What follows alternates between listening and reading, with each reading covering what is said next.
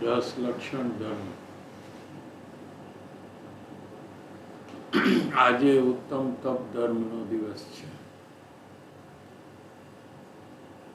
ખરેખર તો આત્માના વિતરાગ ભાવમાં ઉત્તમ સમાધિ 10 ધર્મો એક સાથે જ હોય છે.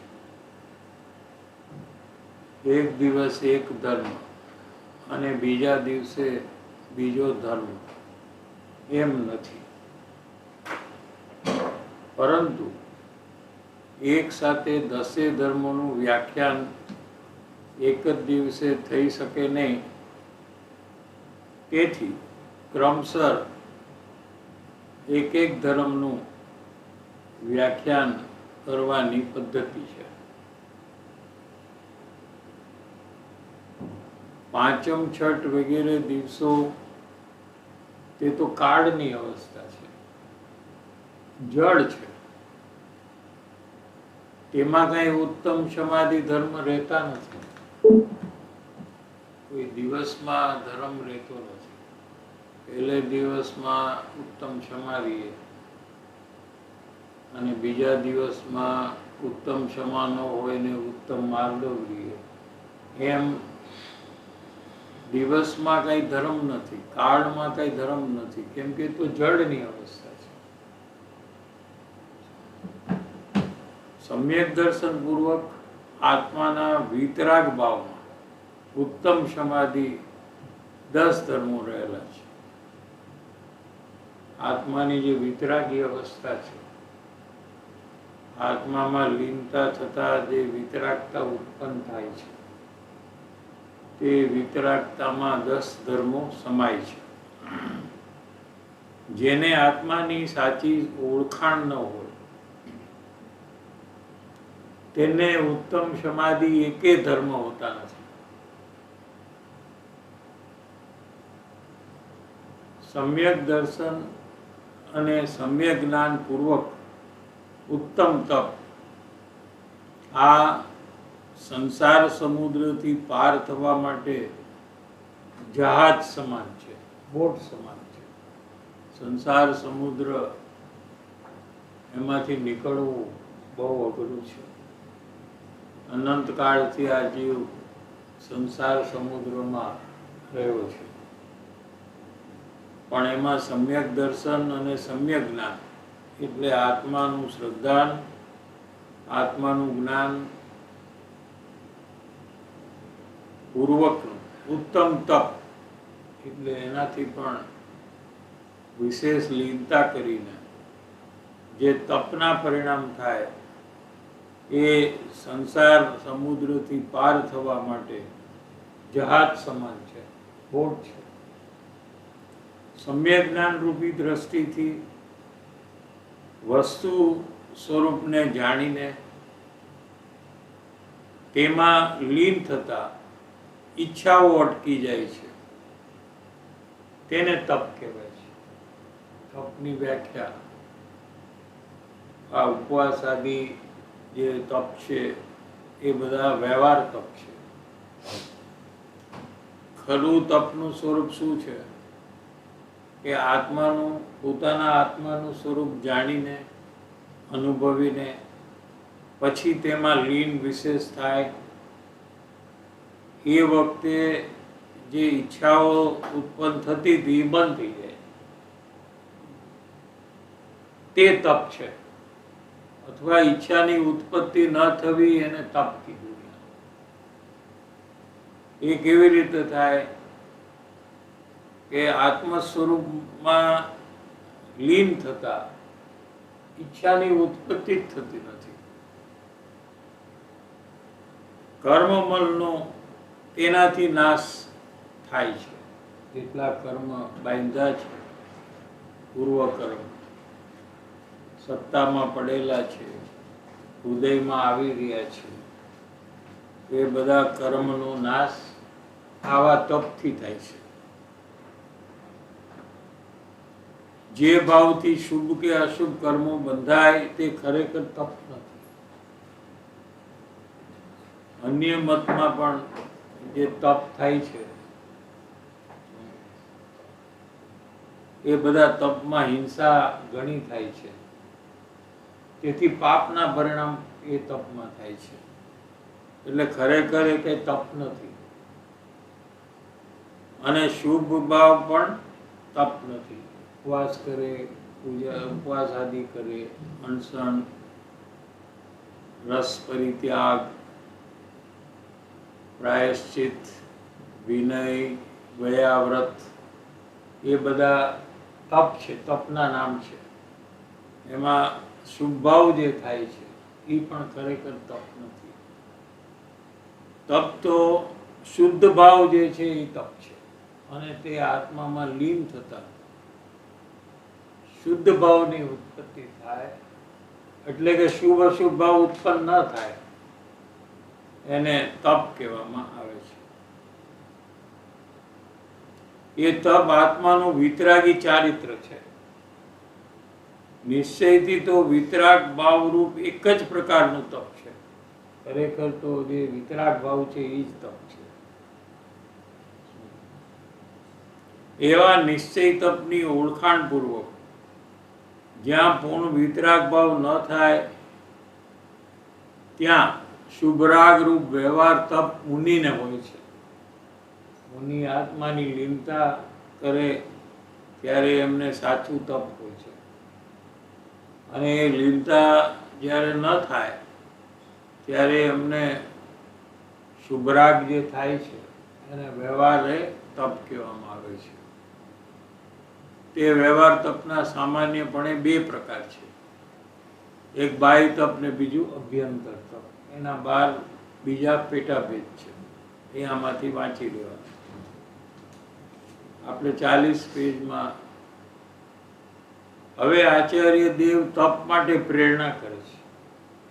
આચાર્ય ભગવાન જીવને તપ કરવાની પ્રેરણા કરે છે.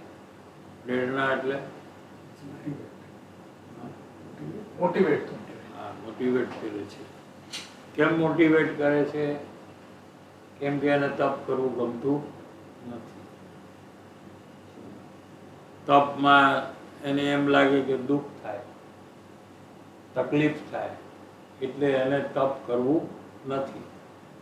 તો આચાર્ય દેવ તપ માટેની પ્રેરણા કરે છે. કોઈ જીવ ઉત્તમ તપ ધર્મમાં નિરુત્સાહી થતો હોય, ઉત્સાહ એને આવતો ન હોય, અને ખેદથી દુઃખી થતો હોય, અને તેથી તપને જ દુઃખરૂપ માનીને છોડી દેતો હોય, એટલે તપ ન કરતો હોય. કેમ કે એમાં બહુ તકલીફ છે એમ માનીને છોડી દેતો હોય, તો તેને આચાર્ય દેવ કહે છે કે હે ભાઈ, જેમ સમુદ્રના પાણી પાસે પાણીનો એક કણિયો, એક ડ્રોપ, કણિયો એટલે એક ડ્રોપ, સમુદ્રમાં પાણી કેટલા ડ્રોપ એમાં હોય, એમાં એક ડ્રોપ, એક કણિયાની ગણતરી નથી, એનો કઈ હિસાબ નથી. એક ડ્રોપનો એક ડ્રોપ ઓછું થાય તો કઈ ફરક સમુદ્રમાં પડે કે ન પડે, એનો કોઈ હિસાબ નથી.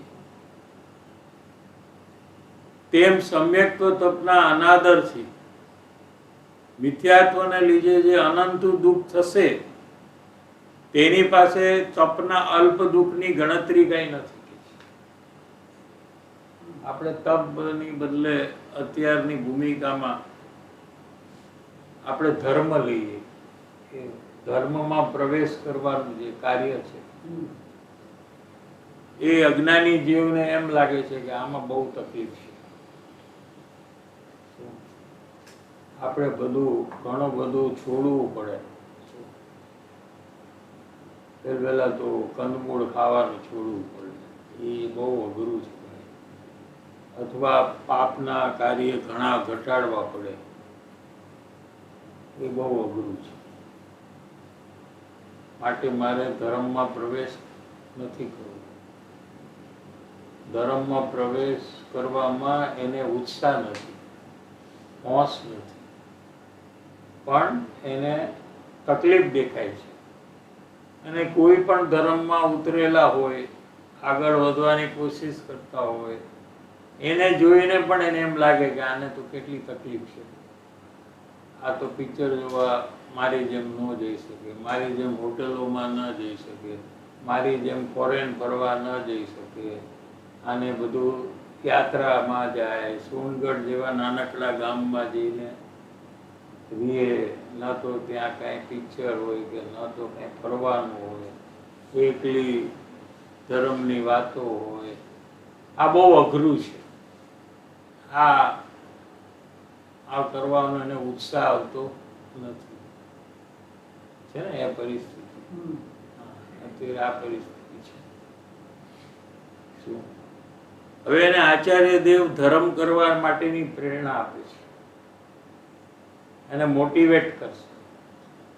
આ ડિમોટિવેટ થઈ ગયો છે કે ના ના, આ મારું કામ નહીં ભાઈ, મારે તો જલસા કરવા છે, ફરવું છે, ખાવું છે ને પીવું છે, સોલિટાયર મારે પહેરવું છે. આ બધું પછી જળ છે, આખો દી આ લોકો કહે છે જળ છે, ધૂળ છે, એટલે મને કાંઈ ઉત્સાહ આવતો નથી. તો આચાર્ય દેવ એને પ્રેરણા કરે છે. અત્યારે કેવી રીતે કરે? જો કોઈ જીવ ધર્મમાં નિરુત્સાહી થતો હોય, એને ઉત્સાહ નથી આવતો, પરાણે થોડું ઘણું કરે, કરવું હોય તો, પણ એને જે ઉત્સાહ સંસારના કાર્યમાં આવે છે, ઉત્સાહ સમજાય? હા, એક્સાઇટમેન્ટ જે એને સંસારના દરેક કાર્યમાં આવે છે. દાખલા તરીકે મૂવી જવાનું હોય તો એમાં જે એને ઉત્સાહ આવે છે, એની બદલે એને મંદિર જવાનું હોય તો એમાં ઉત્સાહ ઓછો આવે છે અથવા નથી આવતો. એક્ઝામ્પલ, કાશ્મીરમાં ફરવા જવાનું હોય કે કોડેકનાલ જવાનું હોય તો એને જે ઉત્સાહ આવે અંદરમાં, એનો તો આપણને અનુભવ થયો, એવો ઉત્સાહ સોનગઢ જવા માટે નથી આવતો. સાચી વાત છે કે નહીં? તો અહીંયા આચાર્ય ભગવાન કહે છે કે તું ધર્મમાં નિરુત્સાહી થતો હોય અને તે ધર્મને દુઃખરૂપ માનીને છોડી દેતો હોય અને સંસારના કાર્યમાં મજા છે, સુખ છે એમ માનીને એ કાર્ય કરતો હો, તો આચાર્ય દેવ કહે છે કે હે ભાઈ, જેમ સમુદ્રના પાણી પાસે પાણીનો એક ડ્રોપની કઈ કિંમત નથી, એક ડ્રોપની શું કિંમત છે, એમ ધર્મના અનાદરથી તને જે મિથ્યાત્વ થાય છે, થઈ રહ્યું છે, વધી રહ્યું છે, સંસારના કાર્યમાં સુખ બુદ્ધિને કારણે તને જે એ પાણી પાસે, એને લીધે તને જે અનંત દુઃખ થશે ભવિષ્યમાં, આના ફળમાં જે સંસારના કાર્યમાં તને સુખ છે એવી તારી બુદ્ધિ છે, મિથ્યાત્વ જે છે, એના ફળમાં તને ઘણું દુઃખ મળવાનું છે. શું? અનંત દુઃખ થશે. તેની પાસે આ ધર્મમાં પ્રવેશ કરવામાં જે તને થોડુંક દુઃખ થાય છે, થોડીક તકલીફ થાય છે, એની કોઈ ગણતરી નથી, એનો કોઈ કાઉન્ટ કરવાનો. એ તો એક સમુદ્રના પાણીમાં એક બિંદુ સમાન છે. ધર્મ પ્રવૃત્તિ કરવામાં જે થોડી ઘણી તકલીફ થાય ને, થોડી ઘણી તકલીફ થાય, સંસારના કાર્યમાં ઉત્સાહ આવે, મજા આવે, તો કે એમાં જે તને તકલીફ થાય છે એ સમુદ્રમાં પાણી છે એનું એક બિંદુ છે. પણ ધર્મની પ્રવૃત્તિનો અનાદર કરીને તું મિથ્યાત્વના જે પરિણામ કરેશ, પર પદાર્થમાંથી સુખ લેવાની વૃત્તિ કરેશ, એના ફળમાં તો તારે સમુદ્ર જેટલું, પાણી જેટલું દુઃખ ભોગવવું પડશે. સમજાય છે? તો એના કરતા થોડુંક દુઃખ તું સહન કરી લે, એમ કે થોડી તકલીફ તું સહન કરીશ તો તને ઘણું બધું ભવિષ્યમાં સુખ મળશે, લાભ મળશે એમ કે છે.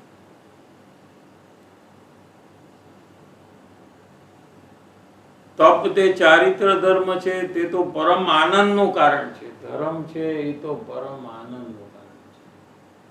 દૂરથી તને એમ લાગે છે કે આ ધર્મમાં બહુ તકલીફ છે, આ બધું છોડવું પડે, આ બધું ખવાય નહીં, અહીંયા જવાય નહીં, આ બધું બોલાય નહીં. હા, તો આમાં તો કેટલી બધી તકલીફ છે એમ તને દૂરથી લાગતું હોય. શું? પણ ખરેખર ધર્મ તો એ આનંદનું કારણ છે. તને એનાથી ભવિષ્યમાં આનંદ પ્રગટ થશે. શું? તે દુઃખનું જરા પણ કારણ નથી. પણ દુઃખ તો થાય છે, એનું શું? તકલીફ તો થાય છે. ધર્મમાં જેમ જેમ આપણે વધારે ઊંડા ઉતરી છીએ તેમ તેમ સંસારના સુખના સાધનો છોડતા જાય છે. સંસારમાં જે સુખ માન્યું છે એ બધી પ્રવૃત્તિ છોડતા જાય છે. તો એમાં અંદરમાં જરા તકલીફ તો થાય છે. શું? પણ એ તકલીફ જે તને થાય છે એ ધર્મને કારણે નથી થતી, પણ તેની સાથે જે રાગ રહ્યો છે તે અલ્પ દુઃખનું કારણ છે. તને જે આ સંસારમાં જે રાગ છે એટલે એ પ્રવૃત્તિ છોડવામાં તને રાગ છે એને લીધે દુઃખ થાય છે. ધર્મ એ દુઃખનું કારણ નથી. તને જે દુઃખ થાય છે એ સંસારનો રાગ છે. શું? એ પ્રવૃત્તિ તારે છોડવી પડે જ્યારે, તો એનો રાગ તને સતાવે છે અંદરમાં. એ રાગ તને એટલે ઈચ્છા, એ કાર્ય કરવાની જે ઈચ્છા છે એ તને તકલીફ આપે છે. એ ધર્મમાં કાંઈ નથી. ધર્મમાં તો આનંદનું કારણ છે. સમજાય છે? પણ સાથે જે રાગ રહી જાય છે તેનું અલ્પ દુઃખ છે એમ સમજવું. સમજાયું કે નહીં?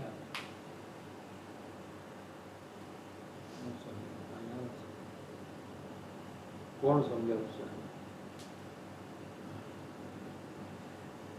અત્યારના એવું લાગે છે કે મારે ધર્મમાં હું આગળ વધું તો મને બહુ બધી વસ્તુઓ છોડવી પડશે. તો ધર્મ કોઈ દિવસ દુઃખનું કારણ ન હોય. તો અત્યારના એવું છે કે મારે આટલું બધું છોડવું પડશે તો મને દુઃખ થઈ જશે. પણ અહીંયા આચાર્ય ભગવાન એમ કહેવા માંગે છે કે દુઃખ, ધર્મ કોઈ દિવસ દુઃખનું કારણ હોઈ જ ન શકે. તો એ હું પહેલાં ડિસાઈડ કરવાનું મારે. અને જે મને દુઃખ તો થઈ રહ્યું છે અત્યારમાં, તો એ દુઃખનું રિયલી કારણ શું છે? એનું કારણ હું ધર્મને માનું એ ખોટું છે. એ ધર્મ એનું કારણ નથી, પણ મને જે એનો રાગ છે એ ઉપર વસ્તુનો, બહારની વસ્તુઓનો, જે મજા કરવાનો, બહાર જવાનું, ખાવા પીવાનું, એ મારો જે રાગ છે એ તરફનો, એ રાગના લીધે મને, મારી એ ઈચ્છા છે, મારે એ કરવું છે, એના લીધે મને દુઃખ થઈ રહ્યું છે. એ ધર્મના લીધે મને દુઃખ નથી થયું. અંદરમાં રાગ છે પણ આપણું હિત ધર્મમાં છે એમ આપણે વિચારી અને એ બહારની પ્રવૃત્તિ આપણે છોડી દઈએ છીએ. દાખલા તરીકે સત્સંગના ટાઈમે સિરિયલ હોય આપણી ફેવરેટ એક્ઝામ્પલ, તો આપણે અંદરમાં એ સિરિયલ માટેનો રાગ ઘણો છે આપણને, કરેક્ટ? તેમ છતાં આપણે વિવેક એવો કર્યો કે ના, આપણે સત્સંગ જ કરવો જોઈએ, આ ટાઈમે સિરિયલ નહીં જોવી જોઈએ. માટે આપણે સત્સંગમાં જોર કરીને આવ્યા સિરિયલને છોડીને, પણ અંદરમાં જે સિરિયલનો રાગ છે એ એમને એમ રહી ગયો છે. એ રાગ છે એ એને દુઃખ આપે છે.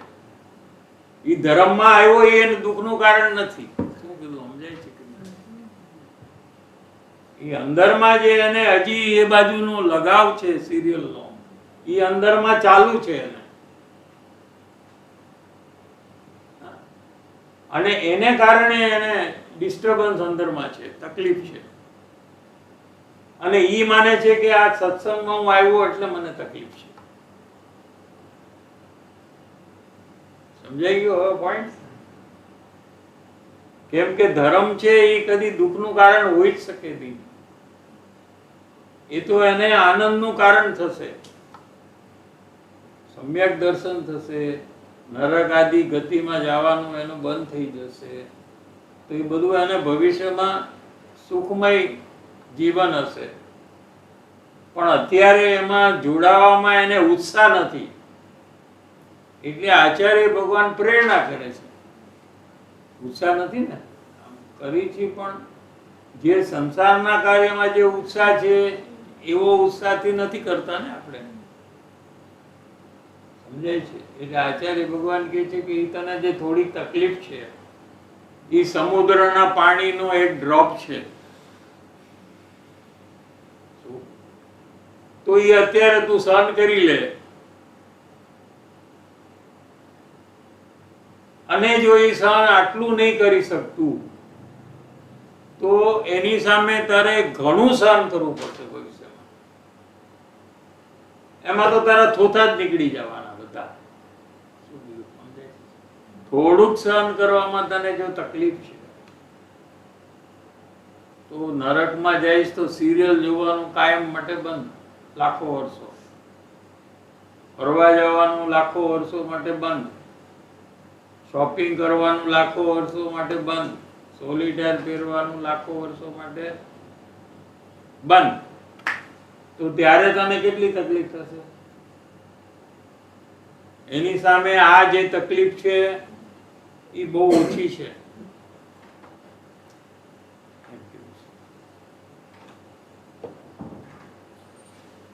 આ તકલીફમાંથી પસાર થતા એ તકલીફ પણ તૂટી શકે. કઈ તકલીફ? જે અત્યારમાં મને તકલીફ છે ધર્મમાં આગળ વધવા માટે, અને મારો જે રાગ, આ એ તકલીફ એટલે છે કે આપણે જે છોડી છીએ, આપણને જે ગમે છે એ બધી સંસારની પ્રવૃત્તિ, એમાં ટેવાયેલા છીએ આપણે. ખરેખર એમાં કાંઈ મળતું જ નથી, પણ એક ટેવ પડી ગઈ છે આપણે કે આ સિરિયલ જોયા જ કરવાની, જોયા જ કરવાની, આ મૂવી જોવાનું કે ફરવા જવાનું, એમ આપણે એ કરવાનું અનાદિકાળથી ટેવાયેલા છે, હેબિચ્યુએટેડ છે. એટલે એને એકવાર છોડતા તકલીફ થાય. કોઈ પણ હેબિટ હોય ને તમારી, એને છોડવાનું કહે તો તકલીફ થાય કે નહીં? એમાં આ રીતે આમાં તકલીફ થાય છે, સમજાય છે? પણ પછી થોડોક ટાઈમ જાય સત્સંગ આદિ પ્રવૃત્તિમાં, તો એમાં બે વસ્તુ થાય છે. એક તો એને સત્સંગમાં નવું જે જાણવા મળ્યું, તો જે પેલા એ જાણતો નહોતો, એ બધી વાત એને જાણવાથી એને અંદરમાં સારું લાગવા માંડ્યું, અને એમાં આગળ વધવાનું એને અંદરમાં ઈચ્છા થવા માંડી, જિજ્ઞાસા વધી. અને બીજું એક ફેક્ટર જે થયું કે એને પોતાને જ ખબર પડી કે હું સિરિયલ જોયા વગર રહી શકું છું. કેમ કે આ રહ્યો જો હું જોયા વગર આ રહું છું. શરૂઆતમાં જે એને તકલીફ થઈ, બીજી વાર, ત્રીજી વાર, પાંચમી વાર, 100મી વાર એને થયું કે હવે તો મને યાદે નથી આવતું. એટલે એના અંદરમાં જે પોતા વિશે કોન્ફિડન્સ છે એ પણ વધી ગયો કે હું તો છોડી શકું ભાઈ ગમે તે, એમાં કઈ મને પ્રોબ્લેમ નથી. પેલા એને એમ લાગતું કે હું છોડી જ ન શકું, એના વગર તો મને ચાલે જ નહીં.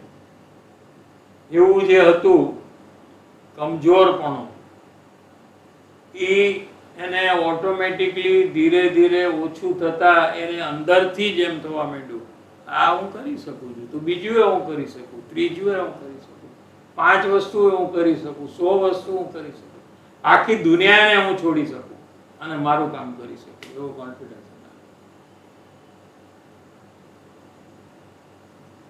એકને છોડી શકું તો 10 ને છોડી શકું. એમ અંદરથી એને કોન્ફિડન્સ આવે પછી એને કોઈ પ્રોબ્લેમ નથી. પોતાનું જે કાર્ય કરવાનું છે એ પૂરું કરવાનું. અત્યારે ગભરાયેલો છે કે હું આ કરવા જઈશ તો આનું શું થશે, આનું શું થશે, આનું શું થશે, બિઝનેસનું શું થશે, છોકરાઓનું શું થશે, ફેમિલીનું શું થશે. એટલે આપણે થોડું થોડું કરો, બહુ નહીં કરવાનું, આખો દિવસ આ કામ નહીં કરવાનું. એ ગભરાટ જે છે ને એ નીકળી જશે. માર્ગમાં આગળ વધવા માટે એટલે સુખની ચાહના છે, જેને માર્ગમાં આગળ વધવું છે જીવને, એને સુખ જોઈએ છે. સુખ જોઈએ છે પણ હજી એને સુખનું સ્વરૂપ નથી ખબર. જે આત્મિક સુખ છે એ નહીં. એને સંસારમાં જે ભવિષ્યમાં દુઃખ મળવાનું છે એ નથી જોતું. શરૂઆત ત્યાંથી છે કે મારે કૂતરો નથી થવું, મારે બિલાડી નથી થવું, મારે ઉંદર નથી થવું, મારે નારકીમાં નરકમાં જઈને હેરાન નથી થવું. હજી એને સુખ શું છે એ હજી ખ્યાલમાં નથી. એટલે એ દુઃખમાંથી પેલા છૂટવાનો વિચાર કરે છે. પરિભ્રમણથી થતું જે દુઃખ છે એ એને હવે નથી જોતું. અને એમ સત્સંગમાં આગળ વધતા વધતા એને સુખ શું સ્વરૂપ ધીરે ધીરે સમજાય છે. એ એના માટે મોટિવેશન છે. ત્યારે દુઃખી સમજાય નથી ત્યારે થવું. ને. હા, એ અત્યારે દુઃખી નથી થવું એ મોટિવેશન હા, છે. એ તો કોને દુઃખી થવું છે? દુનિયામાં કયો એવો માણસ છે કે જેને દુઃખી થવું છે? એવો મને એક માણસ બતાવો કે જે દુઃખી થવું છે.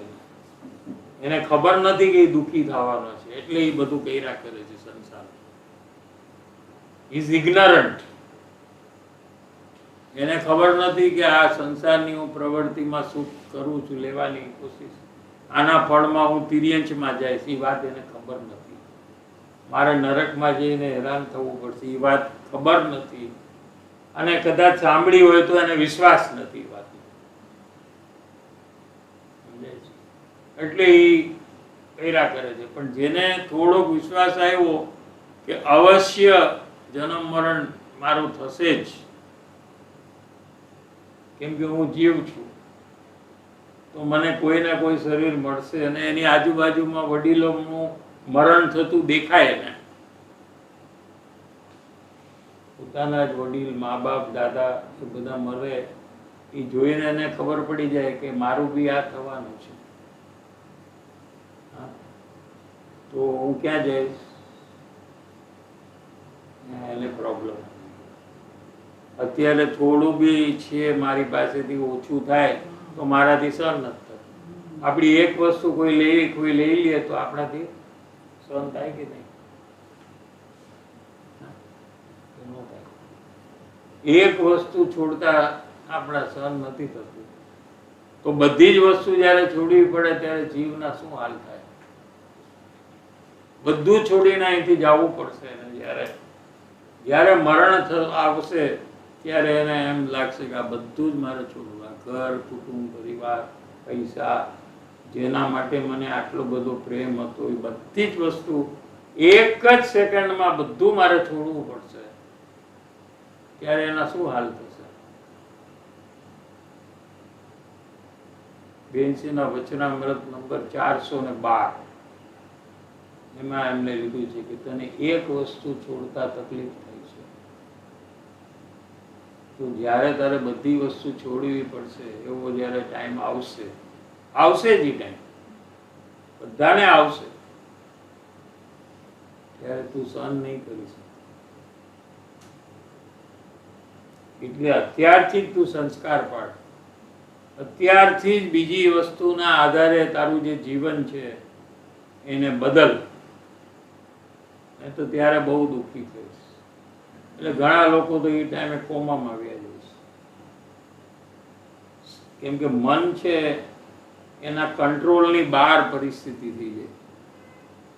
જે પરિસ્થિતિ એટલે સિચ્યુએશન જે થાય છે મરણના વખતે કે મારે બધું જ છોડવું પડશે, ત્યારે એનું મન જે છે ને એ કોમ્પ્રેહેન્ડ કરી નથી શકતું એ પોઝિશનને. એટલે એ ફેલ થઈ જાય. એટલે જીવ કોમામાં આવી જાય છે. એ ટાઈમ સહન કરી નથી શકતો એ પરિસ્થિતિને. અને કોમામાં આવ્યો જાય ત્યારે કેટલો વખત એમાં રહીએ. કોમામાં હમણાં કોણ કીધું કે નહીં?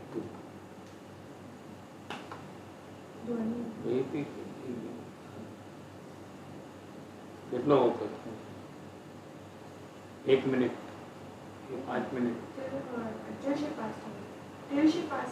એટલે કેટલો ટાઈમ?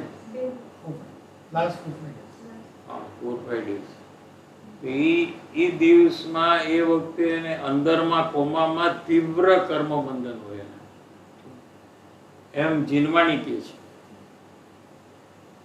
છે એ વખતે તીવ્ર કશાયના પરિણામ હોય, એટલે એ વખતે એને બંધન ઘણું બધું થાય અને એનું ફળ કેટલા ભવ સુધી ભોગવવું પડે એવી પરિસ્થિતિ થાય.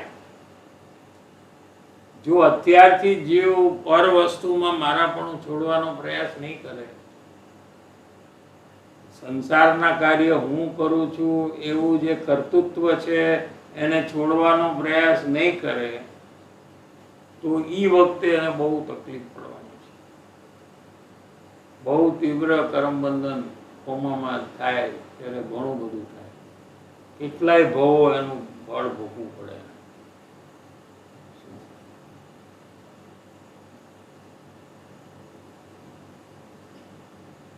એ જીવ આ તપમાં એટલે ધર્મમાં તને બહુ અલ્પ દુઃખ છે, આ ધર્મ પ્રવૃત્તિ કરવામાં આગળ વધતા વધતા તને જે તકલીફ છે એ નરકના દુઃખની સામે બહુ ઓછી છે, તિર્યંજ ગતિના દુઃખની સામે બહુ જ ઓછી છે. એક કૂતરો થઈને 10-20 વર્ષ રહેવું સંસારમાં બહુ તકલીફનું કામ છે. ભૂખ લાગે તો શું કરે, તરસ લાગે તો શું કરે, પેટમાં દુખે તો શું કરે, બધું એની પાસે હોય કે નહીં? શું બાંધીને લગ નાખી શું છે? હા, થેલી હોય કે નહીં? એને કૂતરાને પેટમાં દુખે તો એ લગ નાખીને શું કરે? શાંત, બસ. No complain also. cannot complain to somebody. મૂંગો સહન કરવાનું છે. આવા દુઃખ તિર્યંજ ગતિના છે, એની સામે આ કાંઈ દુઃખ જ નથી. આ ધર્મમાં આગળ વધીએ, થોડું સંસારની પ્રવૃત્તિ ઘટી જાય, એમાં એની સામે કાંઈ નથી.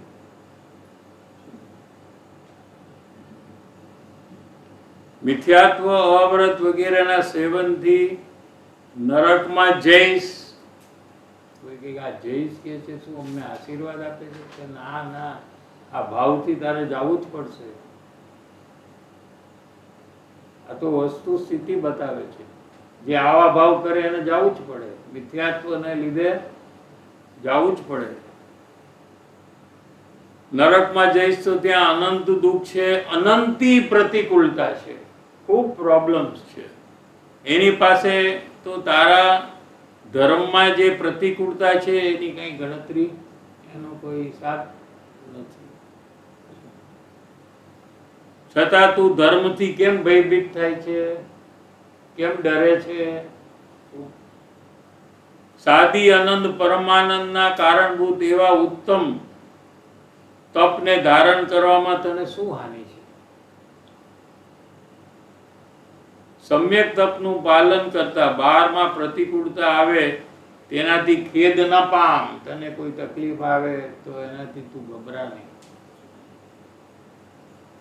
સમ્યક તપ તને જરાય દુઃખનું કારણ નથી, પણ મોક્ષ દશા એ પરમ સુખનું કારણ છે.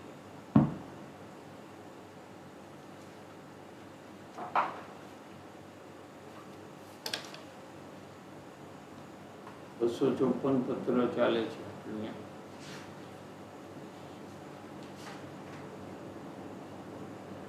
એમાં સ્વચ્છંદના 2 પ્રકાર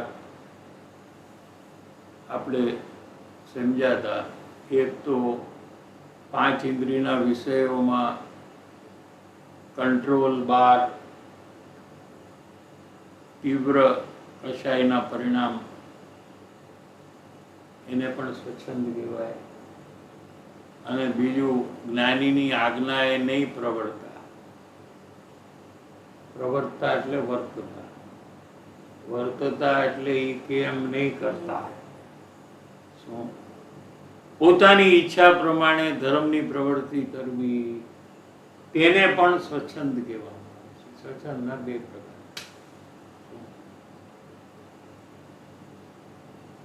પછી ભલે કંઈ પણ ધર્મની પ્રવૃત્તિ હોય, એટલે સંસારની પ્રવૃત્તિમાં તો પોતાનું દાયરું કરે, કોઈનું માને નહીં, પોતાને જે કરવું હોય એ જ કરે, અને બીજા એને પરાણે કંઈક કરાવે તો અંદરથી એ બળવો કરે કે શું મારી કોઈ સ્વતંત્રતા નહીં, હું કાંઈ માણસ નથી, મારે જે કંઈ કરવું હોય હું ન કરી શકું. સમજાય છે કે?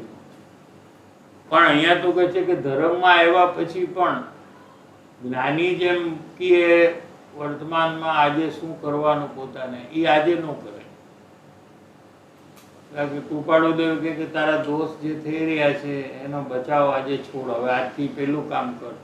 તો કે ના, મારે તો હું જ્ઞાન સ્વભાવી છું, અથવા મારે તો 7 તત્વોનો વિચાર કરવો છે, અથવા તો મારે મંદિરમાં જઈને પૂજા કરવી છે 1 કલાકની.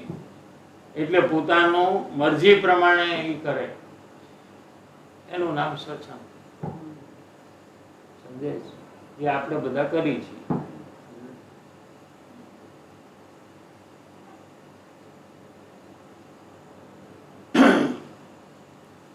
આ એક સ્વચ્છંદ મટાડવાનો રામબાણ ઉપાય છે. કયો? કે જ્ઞાનીની આજ્ઞા પ્રમાણે કરવું. એનાથી શું થાય કે સ્વચ્છંદ જે છે એ તૂટવા માંડે. એ રામબાણ ઉપાય છે. રામબાણ એટલે જેમ રામનું બાણ ક્યારે પણ ફેલ ન જાય, નિષ્ફળ ન થાય, એમ જ્ઞાનીની આજ્ઞાએ વર્તનારાને ક્યારે પણ ફેલિયર ન થાય. એનો સ્વચ્છંદ નાશ થાય. શું? કેવો ઉપાય છે? રામબાણ ઉપાય છે કે જે ઉપાય કદી પણ નિષ્ફળ ન જાય, ક્યારે પણ આમાં કોઈ ફેલિયર ન હોય. જેમ રામબાણ કદી નિષ્ફળ જતું નથી, તેમ જ્ઞાનીની આજ્ઞાએ વર્તવાનો જે ઉપાય છે એ ક્યારે પણ નિષ્ફળ જતો નથી. જીવનો કોઈ દોષ હોય કે જે મુમુક્ષુતાનો ઘાતક દોષ છે, તે આ સ્વચ્છંદ નામનો મહાદોષ છે. આપણે એમને કૃપાળુ સૌથી મોટામાં મોટો દોષ જે છે એ લીધું હતું. તું અનેક દોષ કરે છે, ક્રોધ, માન, માયા, લોભ આદિ હજારો લાખો પ્રકારના તારામાં દોષ છે. પણ એમાં અમે એક દોષ છે ને એને સૌથી મોટો દોષ કહીએ છીએ. ક્રોધને પણ મોટું ન કીધું, માયાચારને પણ મોટું ન કીધું, ખોટું બોલવાને પણ મોટું ન કીધું, કોઈનો ખૂન કરવું એ મોટો દોષ છે એ ન કીધું. લ્યો, એ મોટો દોષ છે કે નહીં? કોઈનો ખૂન એ ન કીધું. કોઈના પૈસા ચોરી લેવા એ મોટો દોષ છે કે નહીં? તો એ ન કીધું. સ્વચ્છંદ ને સૌથી મોટો દોષ કીધું. લ્યો, હવે શું કરવું? સ્વચ્છંદી કોઈની ચોરી કરવી નથી, કોઈનો ખૂન કરવું એ નથી, ગુસ્સો કરવો એ નથી. સ્વચ્છંદ એક જુદી વસ્તુ છે. એને મહાદોષ કહી દીધો, એને પરિભ્રમણનું કારણ કહી દીધું. ખૂન કરવું એ પરિભ્રમણનું કારણ ન કીધું.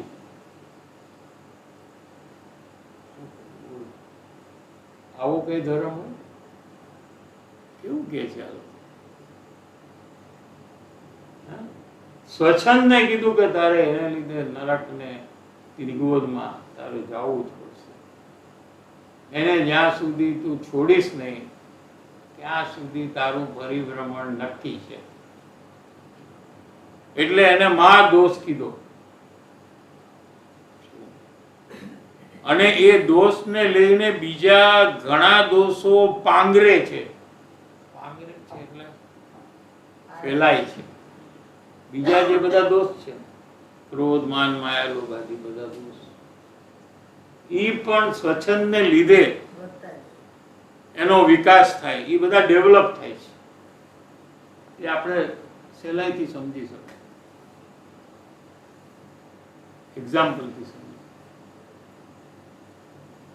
કે આપણે કોઈ ક્રિટિસાઇઝ કરે, આપણી કોઈ ભૂલ કાઢે, તો આપણને એ વખતે કયો ભાવ થાય? ના, એ ક્રોધ એના કારણે થાય, ઓલું એને લીધે સ્વચ્છંદ ને સીધો હટ થાય. હું I am something, how can you tell me? શું તમે મને કેમ કહી શકો? બરાબર છે, એમાંથી ક્રોધ ઉત્પન્ન થાય સીધો. તું કેવો છો? તો પછી તું જો ને, તારું એ ક્રોધમાંથી ઉત્પન્ન થયું. સમજાય છે કે ઓરિજિનલ ભાવ શું? સ્વચ્છંદ. એન્સિલરી ભાવ બધા કચાય.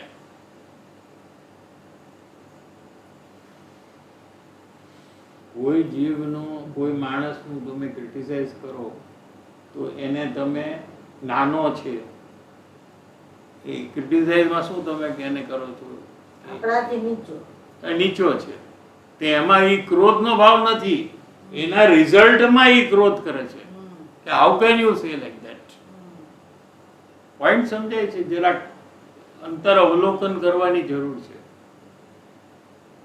થોડું ઓબ્ઝર્વેશન કરવાની જરૂર છે કે જ્યારે કોઈ ક્રિટિસાઇઝ કરે છે ત્યારે સીધો એનો ઈગોને હર્ટ કરે છે,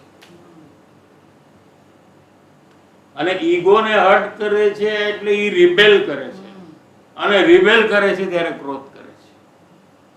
એટલે સ્વચ્છંદમાંથી ક્રોધ ઉત્પન્ન થયો,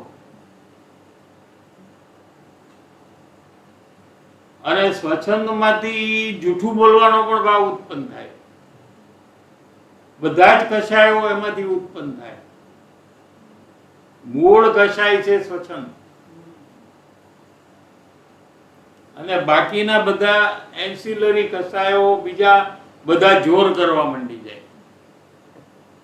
ચાલુ થયું સ્વચ્છંદથી અને એન્ડ થાય એંગરથી.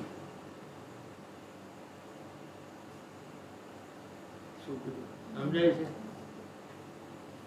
ક્યારે બી કઈ પ્રોબ્લેમ થાય ગમે ત્યારે, તો તમે એક એનાલિસિસ કરો શાંતિથી કે આ પ્રોબ્લેમ શું આટલો મોટો છે કે એના હાટુ થઈને આપણે આટલા ઝઘડા કરવા છે. If you analyze now, you will come to know what is Swachand doing. Point સમજે? એક ઝઘડો થયો, એક્ઝામ્પલ છે, તો મેટર શું છે જેના માટે આ ઝઘડો થયો? મેટર એટલે ઇશ્યુ, રીઝન. ભાઈ કયા ઇશ્યુ ઉપર તમે ઝઘડો કરો છો, શું વાત છે તે તમે ઝઘડો કરો છો, એને મેટર કહેવાય. બરાબર છે? તો તમને એમ લાગશે કે આ મેટર કઈ એવી નથી કે આટલો બધો ઝઘડો કરવાની જરૂર છે. ડિફરન્સ ઓફ ઓપિનિયન બધાને હોય, એવું નથી કે બધાનો ઓપિનિયન એક જ હોય બધી વાતમાં. એવું હોઈ શકે કે ન હોઈ શકે? બધા સેમ ઓપિનિયન વાળા હોય બધી બાબતમાં, કોઈ પણ એક વસ્તુ માટે બધાના ઓપિનિયન અલગ હોય. પણ ઓપિનિયન અલગ છે તો એના માટે ઝઘડો કેમ થયો? ઓપિનિયન તો બધાના અલગ છે જ. એકને જે વસ્તુ ગમે એ બીજાને ન ગમે એવું બને. એકને એક વસ્તુ ખાવી ભાવે, એને કે બીજાને કે મને આ ખાવું જ નથી, એવું ન બને. પણ એને લીધે ઝઘડો શું કામ થાય? ક્વેશ્ચન આ છે. એ તો છે જ, દરેક વ્યક્તિને એના હેબિટ્સ, એના ઇન્ટરેસ્ટ, એનું લાઇક્સ, એનું ડિસલાઇક્સ બધાનું અલગ અલગ છે. બધાનું એક તો થઈ જ ન શકે. બધા થોડા કાર્બન કોપી છે એકબીજાના. પોઈન્ટ સમજાય છે? તો પછી ઝઘડો કેમ થયો? ક્વેશ્ચન અહીંયા છે કે તમે એને જે ગમે છે એને ક્રિટિસાઇઝ કર્યું, એટલે એને શું કર્યું? ગુસ્સામાં આવીને તમને ગમે છે એને ઈ ક્રિટિસાઇઝ કર્યું કે તારું ઓલું છે ને ઈ બરાબર નથી, આ કે તારું આ છે ને ઈ બરાબર નથી. પણ એને ઈ ગમે છે અને આ ગમે છે, તો શું કરવું? આપણે બીજાને ચેન્જ કરવું છે, બીજાને આપણા જેવા બનાવવા છે અને બીજાને એના જેવા આપણને બનાવવા છે. એની તકરાર છે આ બધી. જે પણ તકરાર છે એ શેની તકરાર છે?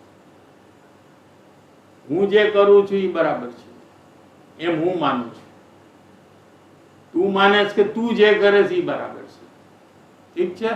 હવે મારી પાસે પાવર હોય as head of the family, તારી પાસે પાવર નથી, તો હું શું કરું કે મેં કીધું ને એમ તારે કરવું પડશે. Because I have the power, I will misuse the power. She has no power, so he cannot. She will have to find somebody where she can use her power. એનાથી કોઈક નાનું નીચું એને ગોતવું પડે. કાંઈ ન મળે તો કામવાળા તો છે જ, કે ઇસ્ત્રીવાળો હોય કે કામવાળો હોય કે વોચમેન હોય, એને જઈને એ ફાયર કરે. સમજાય છે કે નહીં પોઈન્ટ? એટલે જેની પાસે જે પાવર છે એને બધા મિસયુઝ કરે છે. પોઈન્ટ સમજાણો ને? હવે આ મને જે વસ્તુ ગમે છે એ સમજો કે મુકેશ અંબાણીને નથી ગમતી, એક્ઝામ્પલ, તો હું એને કાંઈ ન કહી શકું. હું કહું નહીં, મારી સામે આવે તો એને ન કહું કે તારું ઓલું બરાબર નથી, હું ન કહું. કેમ કે મને ખબર છે કે અહીંયા મારો કાંઈ પાવર ચાલવાનો જ નથી, એટલે હું શાંત બેસું.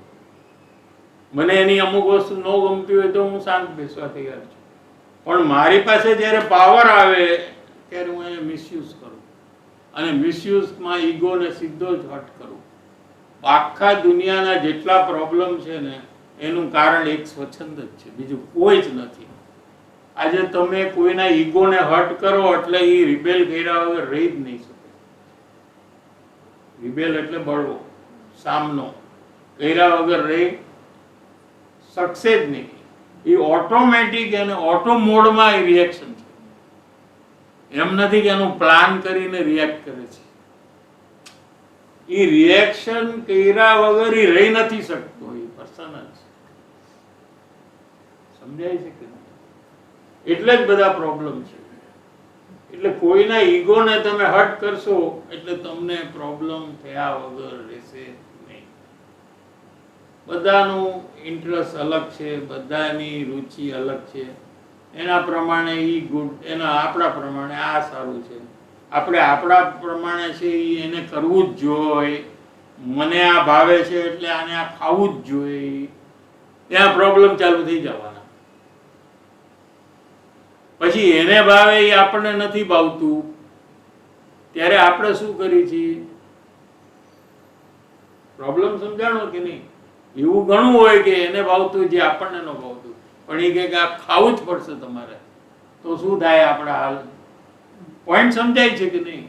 તો બધાના ઇન્ટરેસ્ટ અલગ છે, તો બધા એની સાથે એના ઇન્ટરેસ્ટને એને અલાઉ કરીએ તો જ આપણને શાંતિથી રહી શકાય. નહીં તો નાના નાના ઇસ્યુ માટે મોટા મોટા પ્રોબ્લેમ થઈ જાય છે અને ક્યાંય ને ક્યાંય પહોંચી જાય વાત. અને પછી વિચારે કોઈ કે શેના માટે આ ઝઘડો થયો તમને? અરે આવી વસ્તુ માટે થયો, આપણને આશ્ચર્ય થાય એના માટે. એટલે ઈગો શું કરે છે એ પેલા આપણે સમજવું જોઈએ કે એમાંથી બધા જ કશાયો ઉત્પન્ન થઈ જાય છે.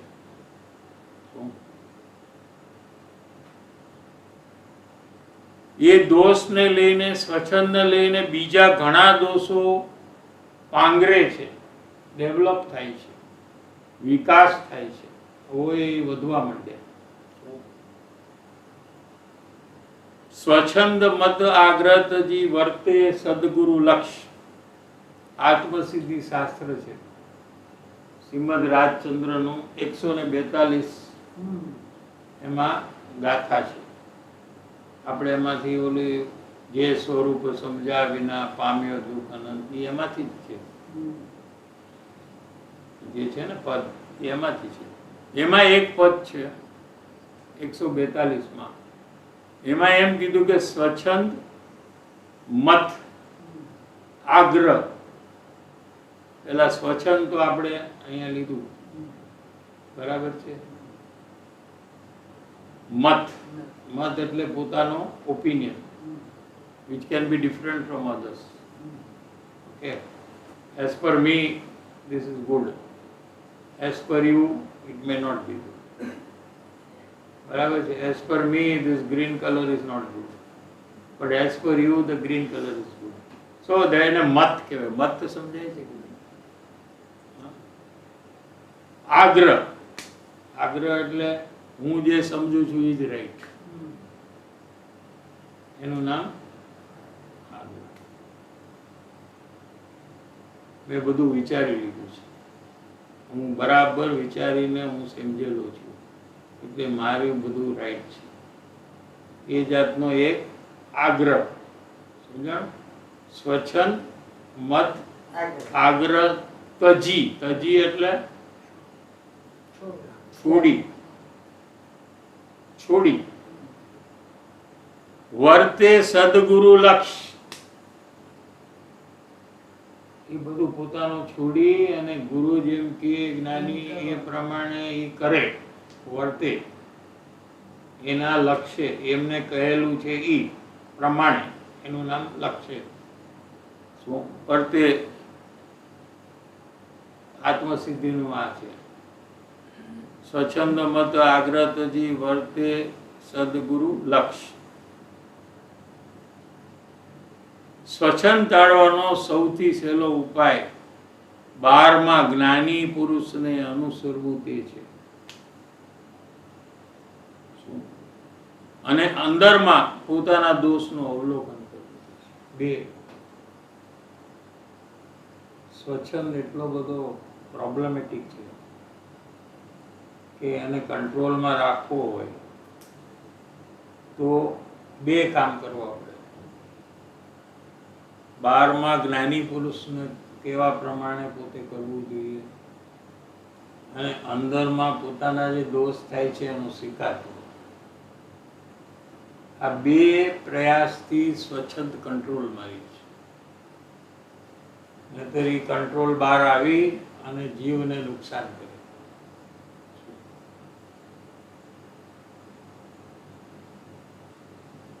માનાદિક શત્રુ મહા નિજ છંદે ન મરાય. હવે આત્મા સિદ્ધિની બીજી ગાથાનો આધાર આપ્યો છે. બીજી ગાથામાં શું કીધું કે માન આદિ, માન, માન સ્વચ્છંદ, માન એ સ્વચ્છંદનો ટાઈપ છે. માન, માન ખબર છે? અપમાન, માન. માનાદિ શત્રુ માન, આ સૌથી મોટો એનમી છે. સ્વચ્છંદ જ છે ખરેખર, માન શબ્દો હોય છે. એ જીવનો મોટામાં મોટો દુશ્મન છે સ્વચ્છંદ. નિજ છંદે ન મરાય. નિજ એટલે મારી મેળે, હું એને મારી ન શકું. કોને? માનને અથવા સ્વચ્છંદ. હું ગમે તેટલી મહેનત કરું મારી મેળે, તો પણ એને હું મારી ન શકું. હું હારી જ જાઉં, મારી બધી મહેનત નકામી જાય. શું? આ માનની પ્રકૃતિમાંથી ઉત્પન્ન થયેલો સ્વચ્છંદ નામનો દોષ છે. એ પોતાની મેળે મરાતો નથી અથવા મારી શકાતો નથી, પણ જ્ઞાનીની આજ્ઞાએ વર્તવાથી મારી શકે છે. એટલે 12માં જ્ઞાનીની આજ્ઞા અને અંદરમાં પોતાના દોષનો સ્વીકાર, આ બેનું કોમ્બિનેશન જો હોય તો જ સ્વચ્છંદને તોડી શકાય.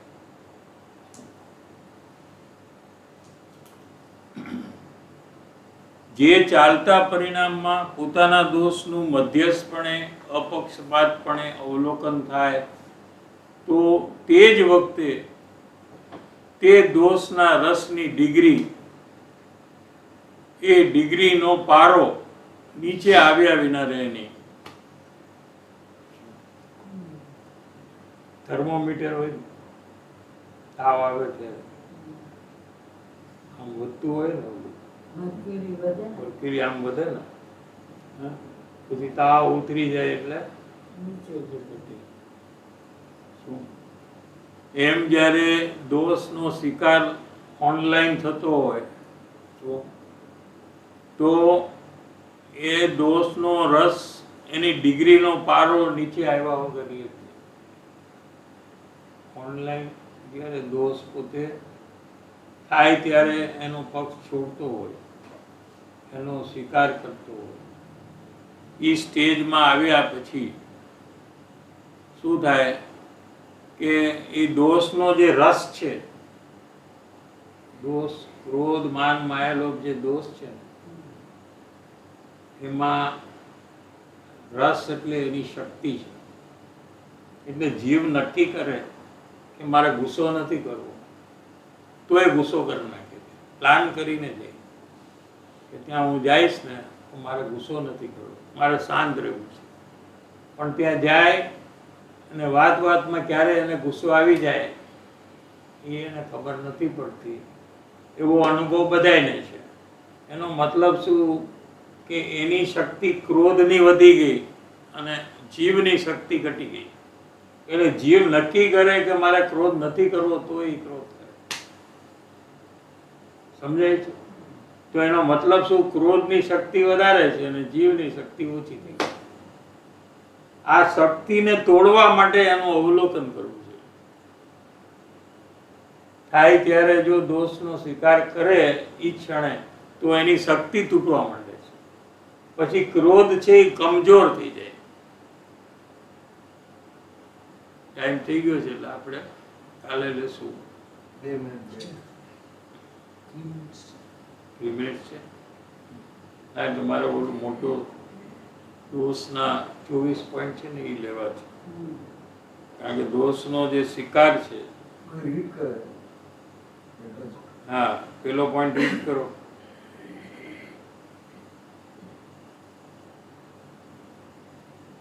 એક પોઈન્ટ લઈએ, ટાઈમ છે.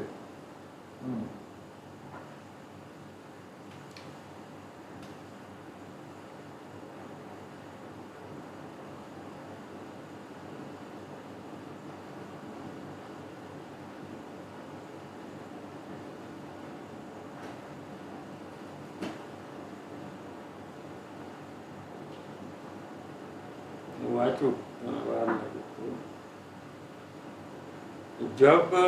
जब भी मैं दोष का स्वीकार करता हूँ, આ તો દોષનો સ્વીકાર કરી છે ત્યારે ખરેખર સ્વીકાર નથી કરતા એના આ બધા છે. સમજાણું કે સ્વીકાર નથી કરતા એની વાત તો અહીંયા લીધી જ નથી. આ તો સ્વીકાર કરતા હોય ત્યારે નથી કરતા એ કઈ રીતે એ વિષય લીધો છે. जब भी मैं दोष का स्वीकार करता हूँ तो मुझे स्वीकार करने में कितना समय लगता है?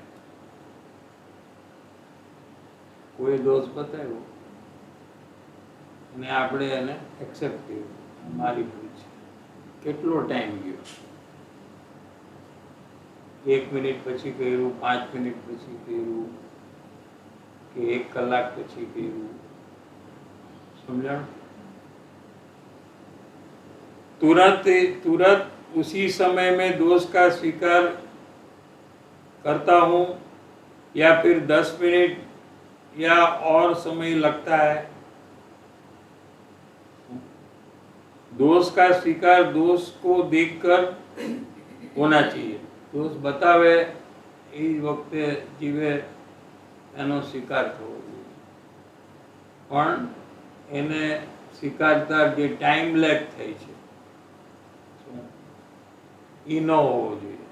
એટલે ખરેખર એને ઘણો પક્ષ છે એટલે એ સ્વીકાર એને તરત જ આવતો નથી. પછી પરાણે પોતે અંદરમાં સ્વીકારે છે. એ સાચો સ્વીકાર નથી કે મારે તો સ્વીકારવાનું છે દોષને, એટલે એમ કરીને પરાણે સ્વીકારે છે. પણ દોષ જ્યારે બતાવવામાં આવે છે એ જ વખતે એનો અંદરમાં તૈયારી નથી હોતી કે આ મારો ભૂલ છે અને એને હું સ્વીકારું ઇન્સ્ટન્ટલી. એટલે જે ટાઈમ લેગ છે, ટાઈમ ગેપ જે છે એ ન હોવી જોઈએ. એટલે શરૂઆતમાં ઘણો ટાઈમ લાગતો હોય, પણ જેમ જેમ જીવ પ્રયાસ કરે એમ એમ એ ટાઈમ ઘટતો જ આવવો જોઈએ. દોષ કરીએ એનું જ્યારે કહેવામાં આવે અને એનો સ્વીકારવાનો, એ બે વચ્ચે જે ટાઈમ છે એ ગેપ ઓછો કરવો, એ પ્રયાસ છે આપણો.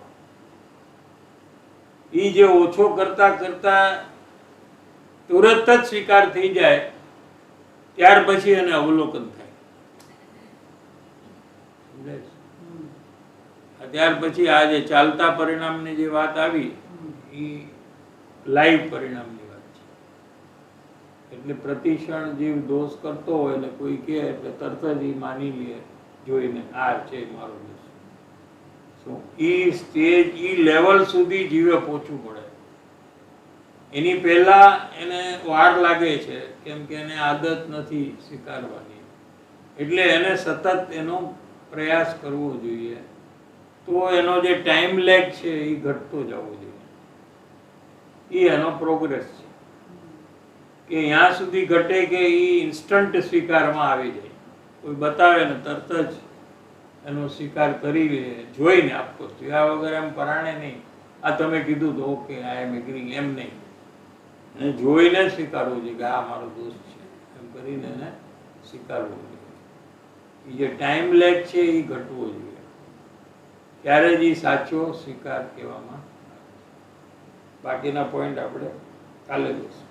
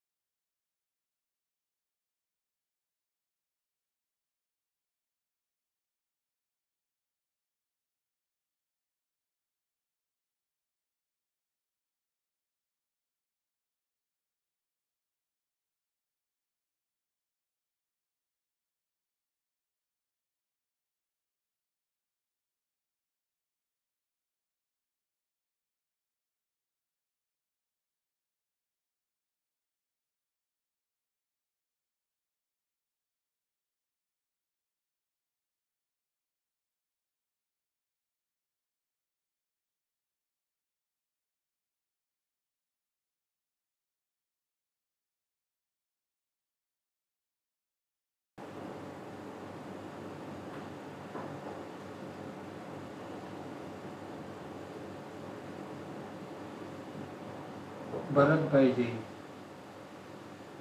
सर जब कोविड चालू हुआ था तब मार्ग में एंटर हुआ था, तब मैंने ज्ञानी पुरुष के प्रति बहुत खराब भाव किए थे और उसका नुकसान भी मालूम है और उसका खेद भी है, परंतु वो भाव अभी भी मैं कर रहा हूँ सर जी। जब भी सत्संग में बैठता हूँ तो पहले वो भाव मैं करता हूँ, इतना इमीडिएटली आके चले जाते हैं कि उसका भाव मुझे मालूम पड़ता है कि मैंने जो गलती की है वही भाव है, और उस भाव को छोड़ने का ही विचार करता हूँ, पर उसमें कभी सक्सेस नहीं हुआ तो सर जी। तो ऐसी स्थिति में मैं क्या करूँ तो जो मेरे दोष मैं कर रहा हूँ वो मिट जाए सर जी, प्लीज मार्गदर्शन दीजिए। Thank you. वैसे तो सब जीव ने ज्ञानी पुरुष का अवर्णवाद यानी विरोध किया है भूतकाल में, लेकिन ये बात जब समझ में आई और इससे अपने को जो नुकसान होता है इसका हमको ऊंडाण से विचार करना चाहिए और उसके छोड़ने के लिए उसके बहुमान में आना चाहिए कि हमको कितना लाभ हो रहा है। अनंत काल में अनंत जन्म मरण करते करते हमें सच्चा मार्ग नहीं मिला और वर्तमान में हमें ज्ञानी गुरु से मार्ग मिला है, तो उसका हमको बहुमान आना चाहिए और हमारा भविष्य अभी अच्छा होगा क्योंकि हम उनके बताए मार्ग से में चलेंगे तो हमको बहुत लाभ होगा। ऐसा हमको अंतर में विचार में लाना चाहिए, तो પછી वो विराधना का विरोध का जो परिणाम है वो अपने आप खत्म हो जाएगा।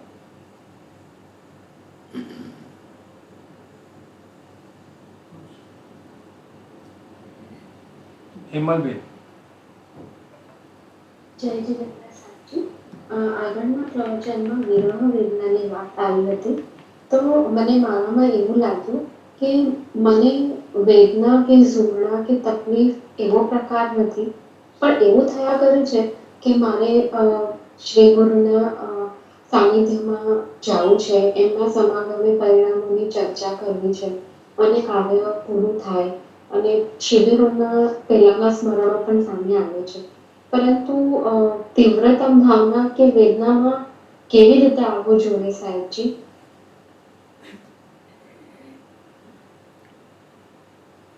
એટલે શું છે કે આપણને કોઈ ફેમિલી મેમ્બર બહુ પ્રિય હોય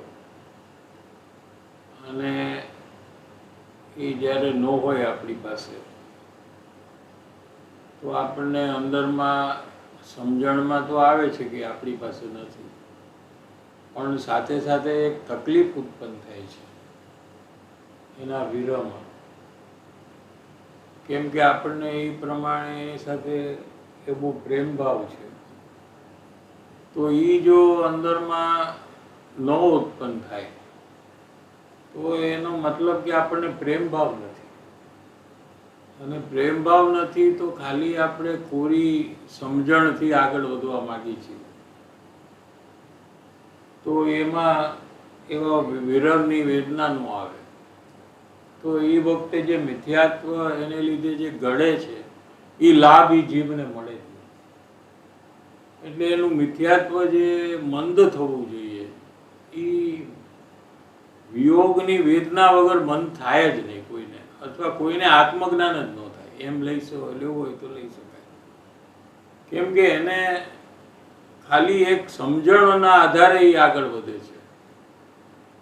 એટલે એના માટે જ્ઞાન જે છે, સમજણ છે એનું જ મહત્વ છે.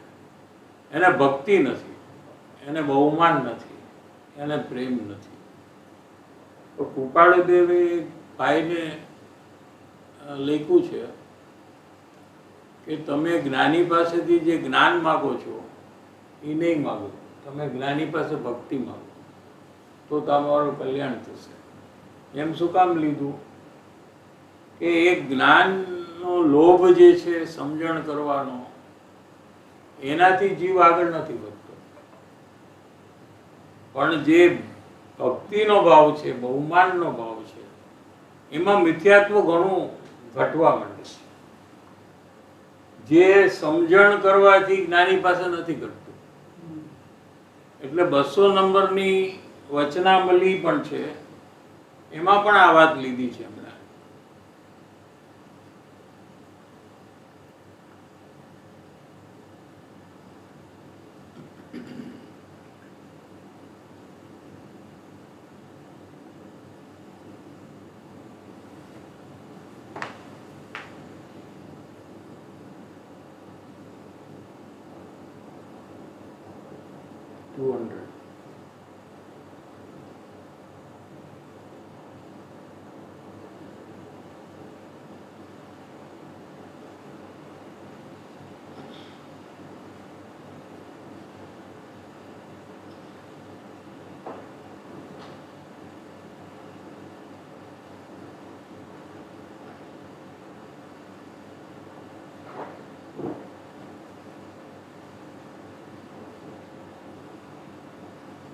પોઈન્ટ નંબર 6 છે, એમાં એક વાત લીધી કે જ્ઞાનીની આજ્ઞાનું આરાધન તે કરી શકે છે કે જે એક નિષ્ઠાએ તન, મન અને ધનની આસક્તિનો ત્યાગ કરી તેની ભક્તિમાં જોડાય છે. ખાલી ભક્તિમાં જોડાય એમ નહીં. આપણે ગુરુદેવની ભક્તિ કરીએ તો એ ભક્તિ કહેવાય તો કે ના, તન મન ધનની આસક્તિ છોડીને એ ભક્તિ કરી છે. તન એટલે શરીર, મન એટલે પોતાનો વિચાર, પોતાની સમજણ, એનો આગ્રહ, અને ધન એટલે પૈસા, વેલ્થ, એનું જે ઇમ્પોર્ટન્સ છે એને ઘટાડીને જ્ઞાનીની ભક્તિ નથી કરી. શું? એટલે જ્ઞાનીની આજ્ઞાનું આરાધન ઈ ન કરી શકે, એની આજ્ઞા પ્રમાણે એ વર્તી ન શકે, એટલે એનો સ્વચ્છંદનો નાશ ન થાય. એ પોઈન્ટ લીધો. ત્યાર પછી એમને બીજો એક પોઈન્ટ લીધો કે આપણે જે ચર્ચા કરી છે એ પોઈન્ટ. જો કે જ્ઞાની ભક્તિ ઈચ્છતા નથી, અને જે ભક્તિ બીજા પાસે ઈચ્છે છે એ જ્ઞાની જ નથી. બીજા મારી ભક્તિ કરે એમ જે ઈચ્છે છે એ જ્ઞાની નથી, અને મુમુક્ષુ ભક્તિ ન કરે તો એને આત્મજ્ઞાન ન થાય. આ પરિસ્થિતિ છે, આનું કોમ્બિનેશન છે. પોઈન્ટ સમજાય છે કે નહીં? જો કે જ્ઞાની ભક્તિ ઈચ્છતા નથી, એને કાંઈ ફરક જ નથી પડતો. કોઈ ભક્તિ કરે કે વિરોધ કરે એના માટે બધું હરખું છે, એને કોઈ એનું મહત્વ જ નથી.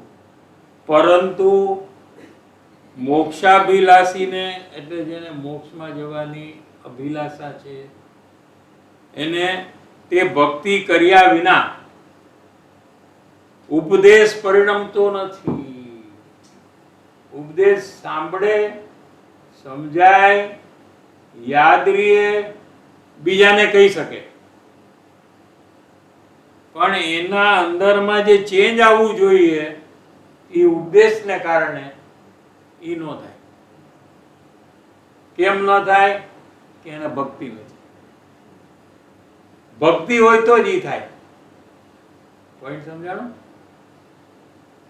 પરંતુ મોક્ષાભિલાષીને તે ભક્તિ કર્યા વિના ઉપદેશ પરિણમતો નથી, અને મનન તથા નિધિ ધ્યાસનનો હેતુ થતો નથી. મનન એટલે એના ઊંડાણમાં વિચાર થાય.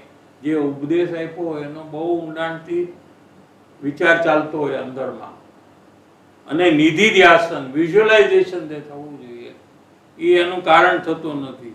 માટે મુમુક્ષુએ જ્ઞાનીની ભક્તિ અવશ્ય કર્તવ્ય છે એમ જ્ઞાની પુરુષોએ કહ્યું છે. એટલે બહુમાન નથી તો એને જે ઉપદેશ સાંભળવા મળે છે એને કારણે એનામાં કઈ ચેન્જ નહીં આવે. એક એને યાદ રહી જાય, બીજાને સમજાવી દે, પણ એને પોતાને કોઈ લાભ ન થાય, અથવા એની કોઈ પ્રગતિ ન થાય, એનો કોઈ પ્રોગ્રેસ ન થાય, એ ત્યાં ને ત્યાં ઊભો રહે. એનું કારણ શું? કે એને ભક્તિ નથી. અને ભક્તિ હોય તો એને એના વિરહમાં, એના વિયોગમાં એને તકલીફ થયા વગર રહે જ નહીં. આપણે ગુરુદેવને યાદ કરીએ તો આપણને એમ થાય ને કે નથી ગુરુદેવ, બેનશ્રી નથી, તો આપણને અંદરમાં ખુશી થાય કે તકલીફ થાય? શું થાય? હા, કેમ થાય છે તકલીફ? હા, કેમ કે આપણને ભક્તિ છે. ભક્તિનું કારણ છે. ભક્તિ હોય તો એવું થાય, બહુમાન હોય તો થાય, જેનું બહુમાન નથી એમાં નહીં થાય.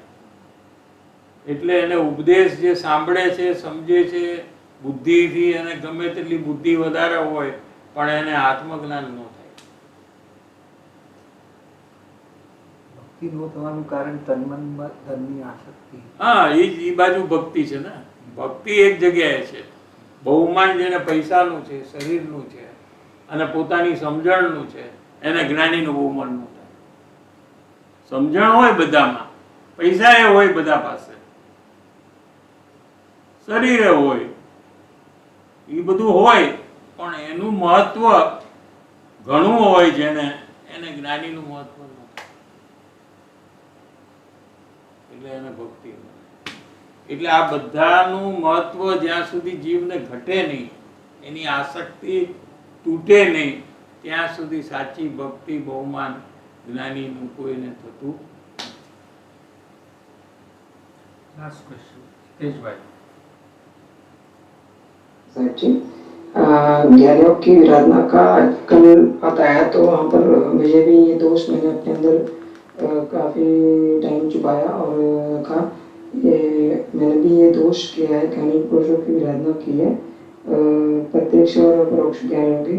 तो मुझे अंदर में काफ़ी टाइम में रखी भी गया कि मेरे को ये दोष है और नहीं करना है, और अभी भी काफ़ी टाइम ये दोष अंदर में अचानक से विचार में ख्याल आते हैं और मैं वो दोष करता हूँ, तो मुझे दुख होता है और मैं नहीं चाहता हूँ ऐसा करना। तो क्या इसमें कैसे प्रश्न करके आगे बढ़ना चाहिए? સેમ પ્રોબ્લેમ છે એમ કે ઓલા ભાઈ ભરતભાઈ જેવું છે फर्स्ट क्वेश्चन सेम है कि इसमें तो अपने को नुकसान जो हो रहा है, क्योंकि अंतराय कर्म बहुत जोरदार होगा कि भविष्य में आपको ज्ञानी का समागम ही नहीं मिलेगा, ऐसा बंधन होता है इसमें। कभी कभी तो करोड़ों अब्जों साल तक फिर योग नहीं मिलता, हजारों भव तक फिर योग नहीं मिलता, ऐसा बंधन होता है। तो हमको उसका नुकसान हमें समझ में आना चाहिए, तो हमारे अंदर में से ये विरोध का भाव निकल जाएगा। हमें उसमें नुकसान नहीं दिखता है, विरोध करते हैं लेकिन एक सामान्य चीज लगती है विरोध करना, इसलिए हम वो करते रहते हैं ऐसा भाव।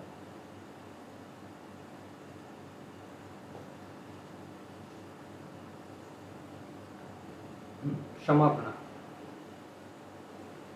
क्षमापना। હે પરમ કૃપાળુ દેવ, આ જગતમાં યદિ કંઈ માણવા જેવું કે સ્પર્શના કરવા જેવું હોય તો એકમાત્ર જ્ઞાની પુરુષની જ્ઞાન દશા। હો, શું આપની જાગૃત દશા, શું આપની નિસ્પૃહતા, શું આપની અપરંપાર કરુણા, ગુણોના તો ભંડાર છો, જેટલું પણ લૂંટીએ તો એનું તળિયું પણ હાથમાં ન આવે એવી આપની સમૃદ્ધિ। હે પ્રભુ, કેટલાય ભવોના પુણ્યના પુંજથી આ દુર્લભ મનુષ્ય ભાવ મળ્યો, સત્ય ધર્મ સમજાયું, દુર્લભમાં દુર્લભ અપૂર્વ એવી દેશના લબ્ધિ પણ મળી રહી છે। હે પ્રભુ, હવે તીવ્રતમ ભાવનામાં આવીને અંતરાયોના તો ભૂક્કા બોલાવીને રુચિ, બહુમાન અને નમ્રતાપૂર્વક અંતર ઓળખાણ કરીને ચિદાનંદ આત્માની પ્રતીતિ કરી એના આનંદ અનુભવમાં લીન થઈ ઈચ્છાઓનો નાશ કરી ઉત્તમ તપ ધર્મ પ્રગટ કરીને આ અપૂર્વ યોગને સાર્થક કરીએ એવી અંતરની ભાવના સાથે આપના ચરણમાં વિનયપૂર્વક વંદન કરીએ છીએ। ઓમ શાંતિ શાંતિ શાંતિ। परम उपकारी श्री सद्गुरु देवनो जय हो। प्रशम मूर्ति श्री भगवती मातनो जय हो। सनातन जैन धर्मनो जय हो। त्रिकालवर्ती पंच परमेष्ठी भगवंतोनो जय हो। सर्वे ज्ञानी धर्मात्माओनो जय हो। भगवान श्री कुंद कुंद आचार्य देवनो जय हो। 10 लक्षणना महापर्वनो जय हो।